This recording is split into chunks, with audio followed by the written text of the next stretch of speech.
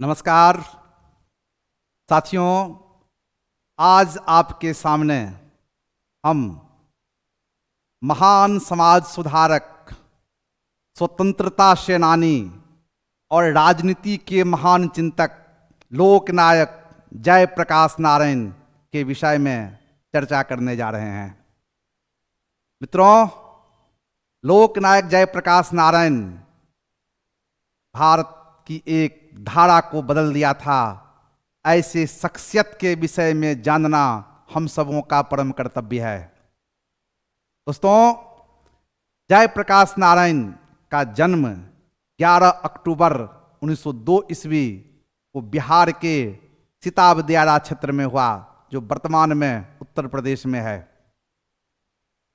आरंभिक शिक्षा इन्होंने गांव में प्राप्त किया, पुनः पटना आए और पटना कॉलेजिएट स्कूल से इन्होंने मैट्रिक की परीक्षा पास की है। आने वाले समय में शिक्षा ग्रहण करने हेतु ये अमेरिका गए और अमेरिका से इन्होंने एमए की पढ़ाई पूरी की, यानी कि अंतर्राष्ट्रीय स्तर तक इन्होंने शिक्षा हासिल करने हेतु प्रयास किया। मित्रों, जयप्रकाश नारायण कुछ समय तक BHU यानी बनारस हिंदू यूनिवर्सिटी में समाजशास्त्र के प्राध्यापक के तौर पर कार्य किया। अर्थशास्त्र के ऊपर भी इनकी गहरी पकड़ थी, अर्थात बहुआयामी प्रतिभा से संपन्न व्यक्ति थे जयप्रकाश नारायण। मित्रों, भारत की आजादी के प्रति ये बड़ा चिंतनशील रहते थे और कहते हैं कि जब महात्मा गांधी ने असहयोग आंदोलन चलाया 1920 से 22 ईस्वी के बीच, इस आंदोलन में इन्होंने महती भूमिका निभाई। लेकिन जब गांधी जी ने इस आंदोलन को स्थगित किया, इस पर गहरा दुख जयप्रकाश नारायण ने व्यक्त किया। जयप्रकाश नारायण पंडित जवाहरलाल नेहरू के अच्छे मित्र थे और उन्हीं के प्रयासों से, उन्हीं के आग्रह पर ये राष्ट्रीय आंदोलन में कूद पड़े। 1930 से 32 ईस्वी के बीच महात्मा गांधी ने सविनय अवज्ञा आंदोलन चलाया और इस आंदोलन में जयप्रकाश नारायण की भूमिका काफी महत्वपूर्ण रही। इस दरमियान वे जेल भी गए। आने वाले समय में कांग्रेस की जो कार्य पद्धति थी, इससे जयप्रकाश नारायण बहुत खुश नहीं थे और इसीलिए 1934 ईस्वी में इन्होंने अखिल भारतीय कांग्रेस समाजवादी पार्टी की स्थापना की, जिसमें इन्हें राम मनोहर लोहिया, मीनू मसानी जैसे लोगों ने सहयोग दिया। अब कांग्रेस पार्टी के साथ साथ समाजवादी विचारों के प्रणेता के तौर पर जयप्रकाश नारायण उभरे, कई बार जेल भी गए। आने वाले समय में 1942 में महात्मा गांधी के आह्वान पर भारत छोड़ो आंदोलन चला। इसमें जयप्रकाश नारायण की भूमिका सराहनीय रही। इसी क्रम में इनकी गिरफ्तारी हुई और सेंट्रल जेल हजारीबाग में इन्हें रखा गया। जयप्रकाश नारायण आरंभ से ही क्रांतिकारी विचारधारा के थे और इसीलिए नवंबर 1942 दीपावली की रात जेल प्रशासन की खामियों का लाभ उठाते हुए जेल की दीवार को फांदकर अपने कुछ साथियों के साथ बाहर निकलने में सफल हो गए। जयप्रकाश नारायण जेल से फरार होने के उपरांत नेपाल की तराई में स्थित राजविलास के जंगल में पहुंचे और यहां उन्होंने आजाद दस्ता नामक एक क्रांतिकारी संगठन का निर्माण किया और इस क्रांतिकारी संगठन के माध्यम से भारत के युवा वर्गों को शस्त्र चलाने का, क्रांति करने का प्रशिक्षण देकर उनके माध्यम से अंग्रेजी राज को उखाड़ फेंकने का संकल्प लिया। जयप्रकाश नारायण कि कारियों ने ब्रिटिश राज के नाकों तले चना दबाने के लिए बाध्य कर दिया, क्योंकि इनके परशुराम दल, सियाराम दल, जय जयराम दल जैसे छोटे छोटे दलों के माध्यम से पूरे भारत में क्रांति मचा दी।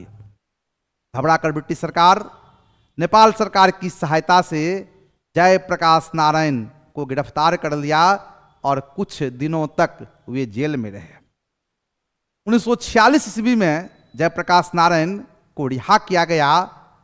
अब तक पूरी तरह से परिस्थिति स्पष्ट थी कि भारत को आज़ादी बहुत जल्द मिलने वाला है। मित्रों, 1946 ईस्वी में पंडित जवाहरलाल नेहरू के नेतृत्व में अंतरिम सरकार का गठन हुआ।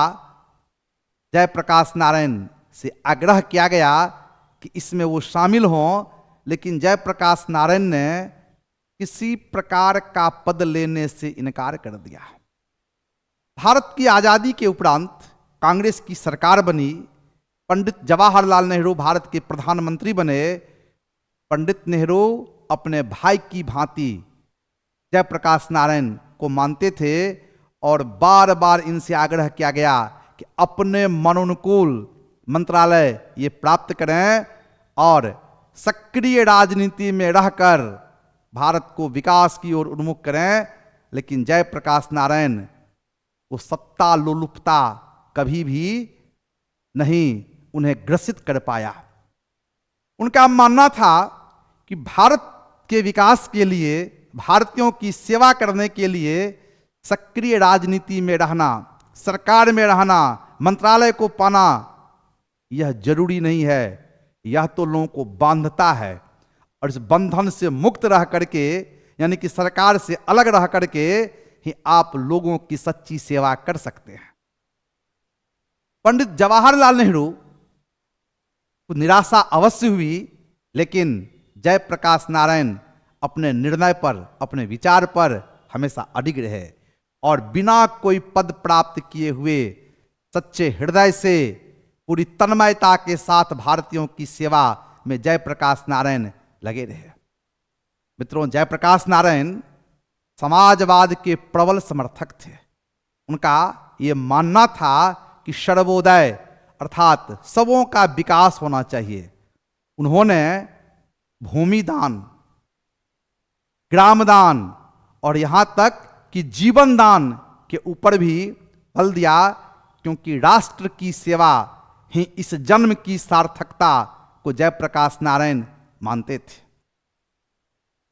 मित्रों, पंडित जवाहरलाल नेहरू के उपरांत आने वाले समय में श्रीमती इंदिरा गांधी भारत की प्रधानमंत्री बनी और इंदिरा जी के कार्यों से बड़ी निराशा हुई जयप्रकाश नारायण को। उन्होंने बार बार उनसे आग्रह किया कि जनहित में वे कार्य करें, लेकिन जब इंदिरा जी के कार्यों से जयप्रकाश नारायण को संतुष्टि नहीं मिली तो उन्होंने कांग्रेस सरकार के खिलाफ एक बड़ा मोर्चा खोल दिया और 5 जून 1974 ईस्वी को जयप्रकाश नारायण ने संपूर्ण क्रांति का नारा दिया और इस क्रांति के माध्यम से उन्होंने भारत में राजनीतिक, आर्थिक, सामाजिक, शैक्षणिक, सांस्कृतिक, आध्यात्मिक हर क्षेत्रों में आमूलचूल परिवर्तन लाने की चेष्टा किया और देखते ही देखते भारत के बहुत बड़े हिस्से में संपूर्ण क्रांति के माध्यम से तत्कालीन सरकार का जोरदार विरोध होने लगा और इसी के मद्देनजर 1975 ईस्वी में श्रीमती इंदिरा गांधी के द्वारा आपातकाल लागू किया गया। इस आपातकाल के क्रम में सत्ता विरोधी तमाम बड़े बड़े ताकतों को गिरफ्तार किया गया और जयप्रकाश नारायण भी गिरफ्तार हुए और लंबे समय तक उन्होंने जेल में यातनाएं सही।